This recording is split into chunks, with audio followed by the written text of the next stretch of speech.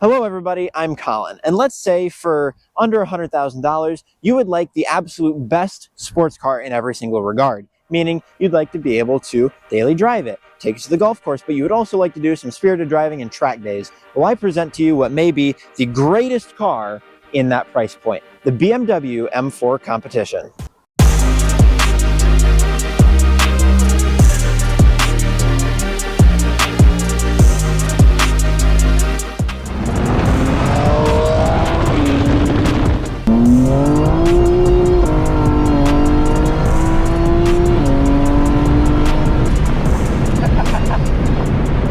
All right, everybody, so here we are inside of the M4 Competition.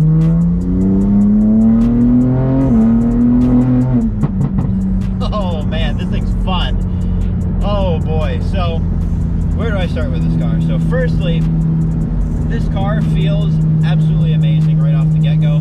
So like I was talking about, this car does in fact have a tune, so it's pushing around 700 horsepower, and the transmission also has a CSL transmission tune, so it is a bit jerky.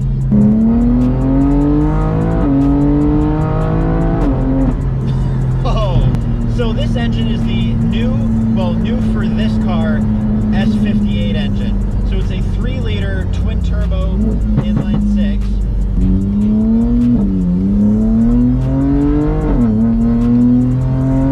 We do, in fact, have traction control on because this car gets very, very squirrely.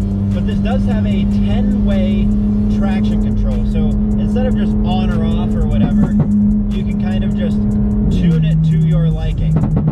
All right, so we turned the transmission setting down so it's a little bit smoother for you guys. But yeah, so the one complaint, the one thing that I kind of sort of had an issue with on the M8 Competition was it didn't feel, you didn't feel very connected to the car, if that makes any sense. So the steering was numb, the chassis didn't communicate much, but this car communicates with you so well. So the steering weights up in a very predictable way. The front end feels so sharp and light. Man, that's some of the sharpest steering I have. Holy smokes. But turn-in is phenomenal. And it's just, it's impressive. So this car has a strut front style front suspension, and in the rear it's a multi-link. So like I said, you get a lot of feel. In this car, since it's the rear-wheel drive version, it's about 100 pounds lighter. So back to the more connection thing, this is going to feel far more connected than the X-Drive cars do. The front subframe is made of aluminum, and in the rear you have a steel subframe. I'm not exactly entirely sure why BMW decided on that, but that's just kind of what they decided on. And in the front, this does have all new front suspension aluminum control arms over the previous generation, so that's also definitely going to help a bit. And another noteworthy thing about the suspension is that this does have the MagneRide dampers. Now, talking about the brakes, the same with the 10-way adjustable traction control system. This has like a 2-way adjustable brake feel, if that makes any sense. So it's a brake-by-wire, and you couldn't really even tell. I mean, the brakes feel so good, it's so competent, but it allows the brakes to feel different in both comfort and sport. So sport is obviously going to be more aggressive, and comfort is going to be, well, less so aggressive. And this has an 8-speed ZF automatic transmission, which feels very good. It feels almost dual clutch-like. It is very, very close to being a dual clutch. And it's really quick too. I mean, yeah, that's pretty quick. And upshifts are also pretty lightning fast. So now, when you do want to be calm, this car can calm right down, actually very well. So you can just kind of relax, chill. Everything's gonna be great. Everything's okay. And this is extremely comfortable. Now, this car is on COLLIN's coilovers, so it does feel different over the stock, but I have been in this car when it was on the stock suspension, and it felt pretty similar. This just kind of sharpens it up a bit. And here we are back in comfort mode, and this feels pretty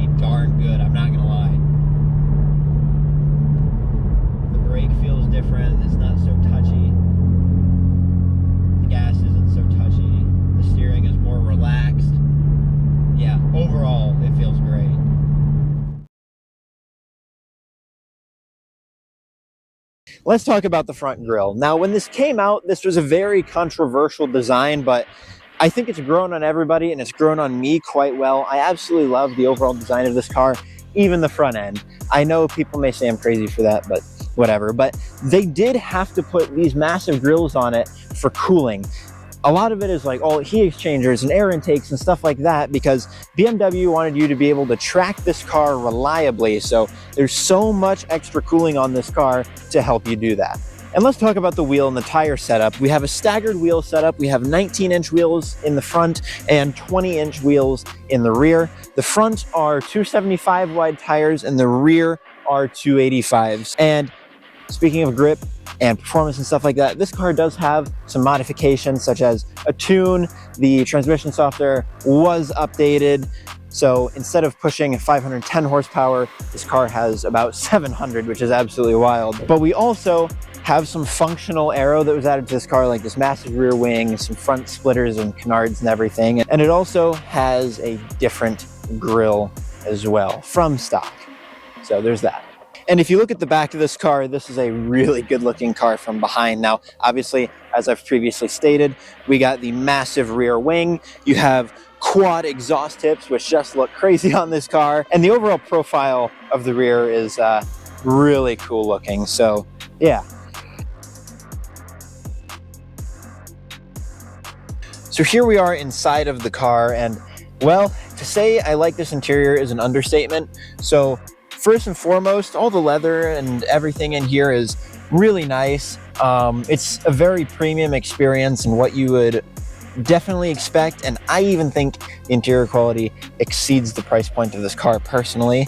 Yeah, overall the steering wheel feels nice. These seats are comfortable and they feel good. They hug you when you want them to for the track and everything, because I did ride in this car around Michigan International Speedway. You can go check that video out. I'll leave it in the description below. But this is an absolute phenomenal car on track. But yeah, so overall, this is the pre-updated interior. So you have the two separate screens for your gauge and the center stack, rather than the one big screen that the later cars came with. But yeah, it's pretty cool. I like this pre-updated interior better personally, because you have more physical buttons, like, you know, for your air controls and your radio and stuff of that sort. Down here is a lot of your settings, like for the radio and stuff like that, your engine start and stop button. Yeah, it's a really nice interior overall. So typically M4s do have rear seats. However, this one, the owner deleted the rear seats for weight savings for track days and stuff like that. So yeah, I just thought that would be very noteworthy. And speaking of the displays, I really like the speedometer and all the gauges for the LCD display. They're, in my mind, they're pretty easy to read. I know some people have issues with them, but I don't know if that's just a me thing or what the deal is. But overall, I like it a lot. To me, it's easy to read, and visually, it looks very good. So my final thoughts on this car are very good. The new BMW M4 Competition is a phenomenal car. It is great at everything a car can do. From getting the groceries and date nights to spirited driving and track days, the M4 does it all. It's engaging to drive and easy to drive at the same time. At least when you're making less than 700 horsepower and not flooring it. But should we put the X-Drive version of this car to the test soon? Well, let me know in the comments. And as always, be sure to like, share, and subscribe, and God bless. And also, a huge thanks to the Zestos on Coldwater Crossing in Fort Wayne, Indiana for allowing me to film on their premises. Go check them out.